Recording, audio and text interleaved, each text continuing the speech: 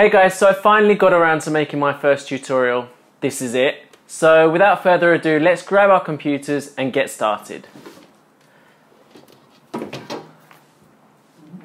What?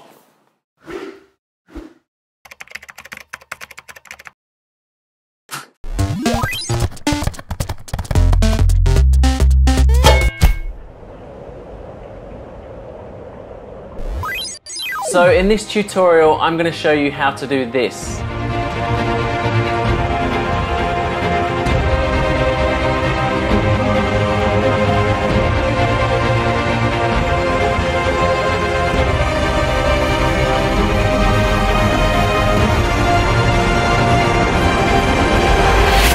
Now, if there's anything I've learned from watching other people's tutorials, it's that talking is boring. So let's get straight into it. Okay, so first thing you need to do, obviously, is open Final Cut and start a new library. I've called mine Spinning Drone Effect. It's 4K because I'm working with 4K footage. Drone shots usually are 4K.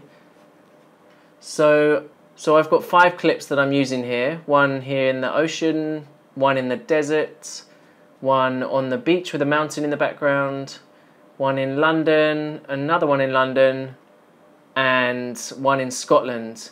Now you'll notice with all these clips that they're all moving forwards, obviously. They're the type of clips you need. You need all clips that are moving forwards and have a good portion of sky at the top of the shot. Now I find that the clips that work best are ones where they're close to the ground, because then you can really sense that feeling of moving forwards. Okay, so I've already selected which parts of each clip that I want to use. That one's in Bali. That one's going backwards. I'm actually going to reverse that so that it's going forwards and speed it up so that it's going a bit faster. Okay, so let's first start putting our clips onto the timeline. If I put it onto my timeline, it's about 5 seconds. I'll just drag it out to maybe around about 6 seconds. You might need to adjust the length of your clips later as well, but we'll get onto that. So that's my first clip. Then my second clip, let's use the desert. So just press Shift Z so I can see my whole timeline. Now you'll see that all these clips are different lengths. It's best if you could get them roughly to be around about the same length as one another, just so that when the spinning effect goes round, that they will all match up in time to the spin. So I'm just going to reverse this clip because it's way too slow for one, and it's going backwards, and I need them all going forwards. So if I just click on here and I click this little wheel and say reverse clip, and if I click here I can also adjust the speeds, and I'm going to do it 4 times. And you'll see now it's roughly the same length as the others. I'm just going to drag it out a little bit. Okay, then we've got this clip and this clip. Okay, so now we've got our 6 clips on the timeline. So what you want to start doing first is adjusting their sizes to 45% each. And you want to move, in fact we'll select all of these clips and we'll do exactly the same with each one. So you can, if you just select multiple clips on the timeline, press on the scale, select 45, we're just going to select this one as well, and put them all, their y-axis, down to minus 565. Now that's at the bottom of the screen, but not quite at the bottom of the screen. Just copy this first clip. We'll do one clip at a time to make it simple, and just paste it. So now you've got 2 clips, one on top of the other. And what we want to do is turn this clip around 180 degrees and move it down to line up with the bottom of this other clip. Now it's roughly minus 1535. So you'll notice, okay, they line up at the bottom, but what's going on here? They're not matching. So that's when we go into our effects and you click on distortion, double click, and you flip it. And now you'll see it matches up. Now what we want to do is, again, copy this bottom clip, duplicate it again, and move this one to the side next to the clip. It's about minus 1727, and that lines up pretty nicely. And again, you're going to have to flip it. So you see, now the sides are matching up perfectly. And the reason why we're doing this is because when it's spinning, you'll find that parts of this main clip, the first clip that we dragged on the timeline, it goes off screen. So instead of just having a black border at the edge, you need something to fill that in, which is why you have these clips at the side to kind of cover you. So we'll just copy that clip that we just pasted there, and we're going to move it to the other side. And we're just going to move this one to the other side, and the value is about 1727. We are going to now select these 4 clips, right click, and create a new compound clip. We will call this mountain shot. Okay, and that is your first clip done. So now let's move on to the second clip, and we're going to do exactly the same thing. Copy it, paste it, turn it around 180 degrees, move it down 1535 minus, and add a flipped effect to it. And we'll do that for this clip. Minus 1727, flip it, and again 1727, same like before. And you're going to do this for all of the clips. Let's call this one desert clip. Okay, so now all of the clips are done, and you can see if you just scrub through that they're all moving forwards and they've all been connected together with their edges. Right, now what we want to do is grab all of these clips and just right click and make a new compound clip. This is another compound clip, and just call it spinning effect or whatever you want. Okay, so now when I go into this project, I'm just going to bring all of these off the storyline, lift from storyline, and do it again. It's just easier to edit that way. Okay, so this is the part where we start overlapping the clips and making them all fit together. So I'm just going to grab this first desert clip and just put it here. I'm just guessing at the moment. You'll be able to fine-tune it later. And I'm going to click this, and obviously it's over the top of the mountain shot, as you can see, so you can't see the mountain shot anymore. So what I'm going to do is just say 180. There you go. Now you'll see at the top of the screen you've got the desert shot. At the bottom of the screen you've got the volcano shot in Bali. I took that. So now we're just going to stack all of these clips up on top of one another. So then we've got the ocean clip, which is fine to leave that one at the bottom, because after the desert clip, which is on the top, comes this ocean clip, which should be at the bottom. Then the next London clip is obviously obscuring the ocean clip, so we want to put that at the top of the screen. There you go, and now that's at the top. Then we've got the next London clip. We will leave that at the bottom, and then our final clip, Scotland clip, we need to flip that one to put it at the top of the screen, just like that. Okay, now obviously we can't just spin this. Number one, there's a huge big black bar in the middle of the screen and it would just look stupid. And number two, actually the colour of the clips doesn't really match up. So before I do anything else, I'm just going to tweak the colours slightly. So if you go into the colour inspector, and this mountain shot, I'm just going to make the sky a little bit brighter at the top, bring a bit of contrast in, bring the blacks down. And this desert clip, because the sky, when I took this, unfortunately it was just so cloudy and misty that I couldn't get any blues. It was just all white in the sky, unfortunately.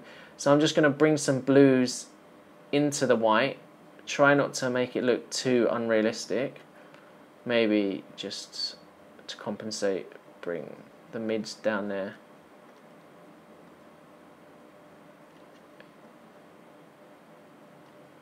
and maybe I'll just bring the saturation of the white up. I mean, at the moment it doesn't really match brilliantly, but this is something that we can also sort out a little bit later. Okay, that will do. Then the ocean clip, just, it's a little bit dark, so I'm just going to bring up the brightness slightly.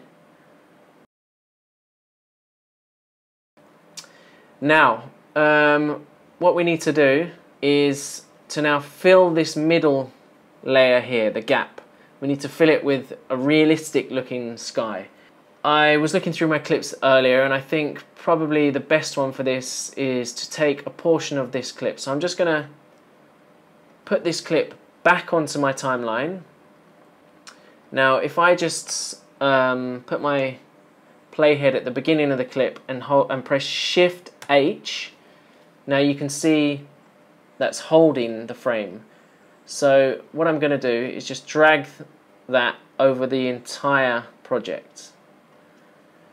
And now I'm going to go to my effects tab and put a mask on it. So I'm going to create a shape mask. Now this shape mask, I'm going to adjust its shape. And let's scale it up.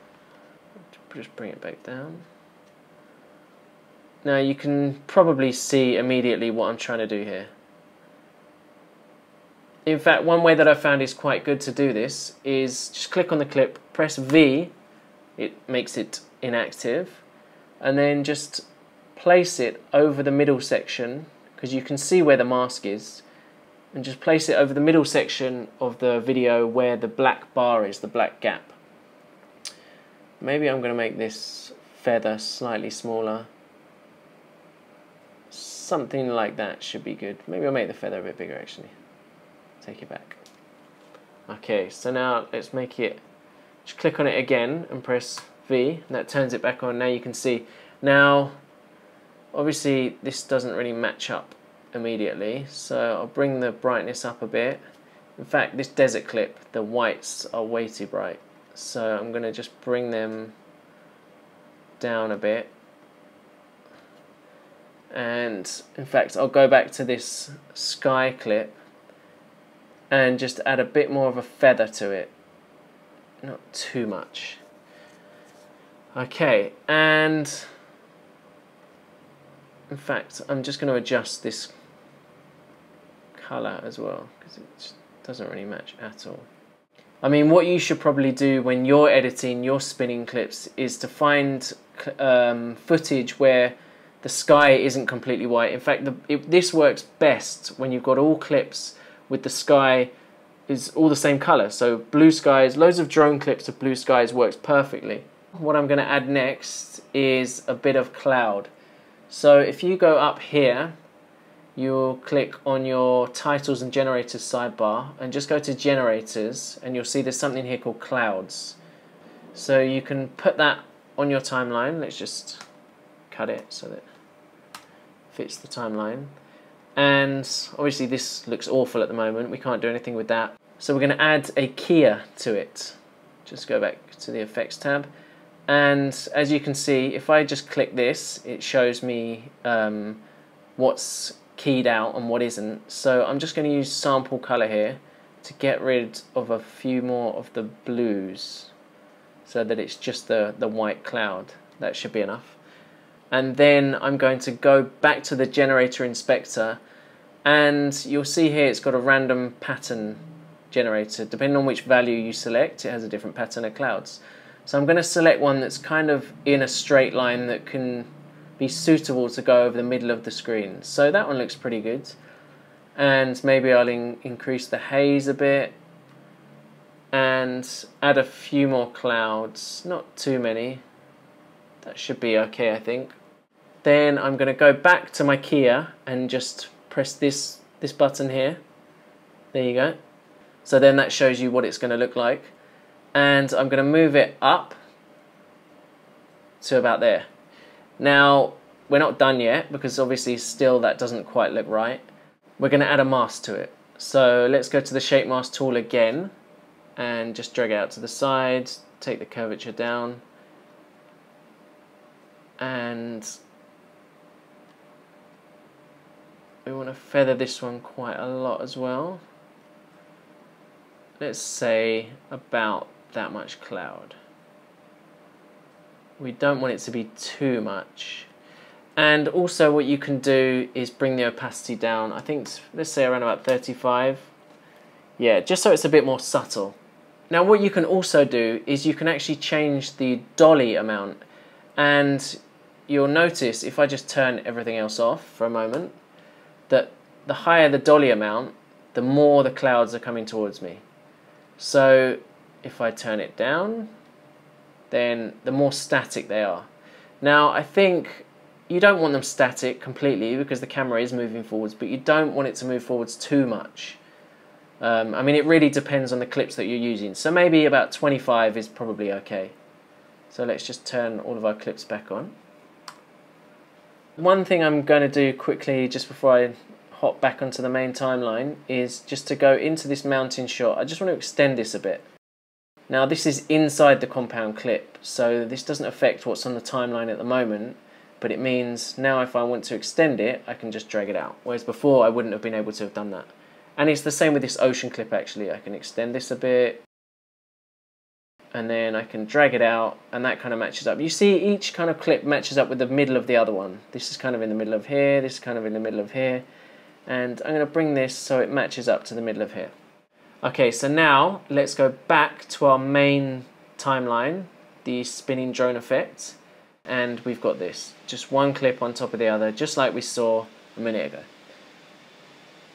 So what we want to do now is decide the point at which our clips start to spin and stop spinning. So you can see that this desert clip begins there at 3:24. So we can't start spinning before that point. It has to be either at that point or after, because if you spin, it's just going to be black. So let's maybe start spinning around about here. And we're just going to put a rotation keyframe in there. Then we're going to find the point at which our last clip begins, around about 18 seconds. So then maybe go forwards a little bit and set your new keyframe. Now, in my case, because I have 6 clips, I need it to rotate 900 degrees. So that can be either plus 900 or minus 900. I'm just going to say minus 900. And you'll see it's upside down. Now the reason for 900 is because first when it starts spinning, it's 180, obviously, and then it's upside down. Then you've got 360, then you've got 540, then you've got 720, and then 900. And that ends nicely on that last clip. But obviously it still doesn't look right because we haven't zoomed into the clips and we can still see everything. So what we want to do now is just put the scale up to 225, let's say. Okay. And let's just go back to our first clip so we can line it up. And we want to set the Y value to around about, I'm sure that should be alright. Let's say 1215. Okay, now you can see when it starts spinning, hey presto, it's spinning. Oh, you see there? My clips didn't line up perfectly. So that's something that I need to adjust. So I need to either change the keyframes and the points at which my clips are spinning, or change the out point of my desert clip so that this London clip comes in sooner. So then it keeps spinning. I mean, you can see all of my timing is off here. So what I'm going to do actually is I'm going to right click here and I'm going to show video animation. And this shows me my first keyframe and my last keyframe. So I'm just going to drag this along this way. Actually, probably around about till the point where the previous clip ends, which you can see here on the timeline. At the bottom of the screen, that clip ends. So let's have a quick look now. If your clips are matched up evenly on the timeline, then it should be pretty easy to match them up when they're spinning. Okay, so this looks quite good so far. And then the clip ends there. Let's just drag that in because we don't need it further than that. So let me just quickly render this and see what it looks like. Okay, so it's rendered now. Let's just take a look at this all the way through. Okay, so it started spinning.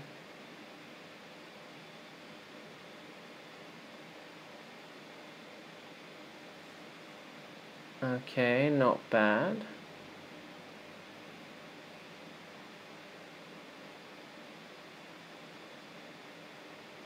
Right. Okay, that's not bad, but I've already noticed some problems. I mean, you could, if you wanted to, leave it like that, but there's just a few things that I want to change. So, firstly, I've noticed here at the beginning, you can see something is going on. These leaves here are going behind some sky and clouds that should be behind it. So, what the hell is that all about?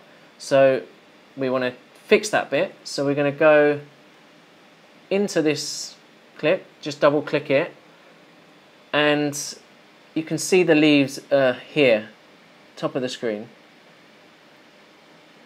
And just go to the part where the leaves pretty much finish being on the screen and select both of these, the clouds and the sky, and just change the opacity to 0 and put, and put a keyframe. Then let's go forwards to when this desert clip starts, and now these have different opacities, of course. Our clouds were 35% and the sky, let's put that to 100%. Okay, let's go back. Okay, when it loads, I can already see, perfect. Aha, I've noticed another problem since I've done that. So, great, no sky, but then, hang on a minute, what's all this? I've lined my clips up wrong. So actually, this value, it shouldn't be 1215. It should be, there you go, 1256 looks about right. Another thing I noticed was when it was spinning, it kind of, the bits around the edges just didn't look right. They're like, it's mirroring it and it just looks a bit weird. I mean, that happens in all of the clips. What I'm going to do is I'm going to zoom it in even more. So let's go to a bit where you can see the corners, like here. And let's zoom it up even more. Let's say 260. Okay, that's fine. That should be a bit better, I think. Because you don't really want to give away too much that you're mirroring it at the edge of the screen. It just doesn't look natural and it's instantly going to put the viewer off. So another thing I've noticed is that at the end, it kind of stops a bit abruptly. Like it's spinning and then it just stops. Now, unfortunately with Final Cut, you can't actually add in curves, like Bezier curves for your keyframes when you're doing rotations. You can only do that if you're doing movements. So the way that I fix that is I go to where I put minus 900 and instead I'm going to put about minus 875. Actually, maybe a bit more. Minus 885. Then go forwards a few keyframes. Let's put minus 895. Then forwards a few more and put minus 900. Now what we're essentially doing is adding in like a manual Bezier curve. Now it doesn't look perfect. Oh, just noticed another mistake as well. Yeah. But I mean, getting back to the Bezier curves thing before we fix this little issue at the top, is it doesn't look perfect, but you know, it's the only way that you can really smooth out the end of your clips, and you know, it doesn't look too bad. So now that I've noticed this little error, I'm just going to show video animation again. I'm going to bring this around a bit sooner. So the clip ends there, right there. Let's bring this forwards just so that it rotates a little bit faster. I'll just adjust these keyframes as well.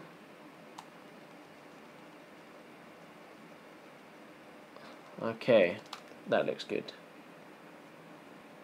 Actually, I just noticed at the beginning I didn't actually put it high enough. Let's put it up to 265 to be sure. Okay, and the top of the screen, just make sure that it's, let's do 1300. That should solve the problems. Okay, something else that might be good, a lot of people these days are color grading using LUTs. So just so that this is actually quite a good way to get all of your clips with the same kind of color style throughout. So let's just add a custom LUT to this whole compound clip here, and let's just shove on one of these Rec 307. Let's put it down a bit to 0.8. Okay, so now the next thing that I'm going to do, you probably noticed in the intro that my spin was not just a constant speed. It actually had a variable speed, and it was getting faster and faster as it reached the climax, the final clip, which is in Scotland. So now I'm going to show you how to do that. So you're going to need to put this compound clip into another compound clip. Let's call it spinning effect 2. Okay. And now this is where you're going to want to adjust your speeds. Let's look at where it finishes spinning. Okay, so around about here. Roughly, let's just say there. Now if you press Shift and B, that puts in a blade speed cut. So now I can change this speed and change this speed, and there'll be two different speeds, and then you know they blend together, so it can go from fast to slow or slow to fast, and you can put as many of these cuts in as you want.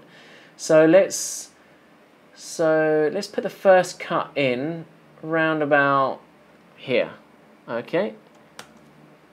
And what I want to do is let's just speed it up to, let's put a custom speed of 150%. Okay, so that means it goes here from being normal speed to then being 150% speed. Then around about here, let's put in another cut and just put this one up to 200, 2 times speed. And let's put in another cut here, let's say 4. Now I'm just going to zoom in, and I'm just going to smooth out these speed transitions. So you can do that by just dragging these bars here.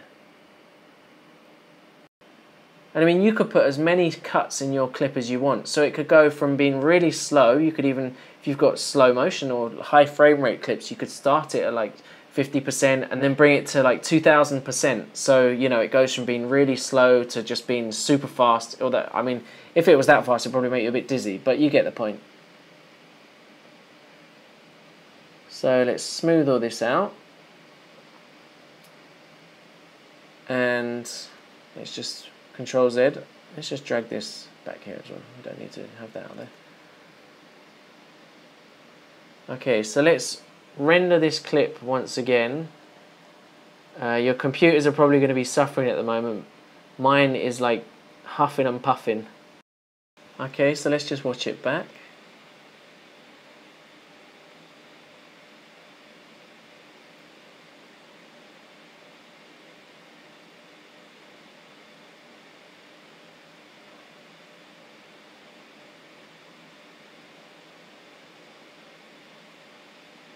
And there you go, it doesn't look too bad.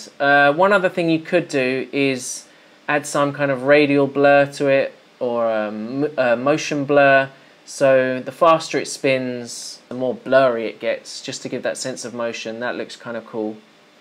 And that's it, it's actually not too difficult. I know it seemed like I used about 1 million different compound clips, and I don't know, maybe some of your brains are exploding right now, but I think it's actually relatively simple to do once you know how, and it looks pretty cool, so I hope you enjoyed it.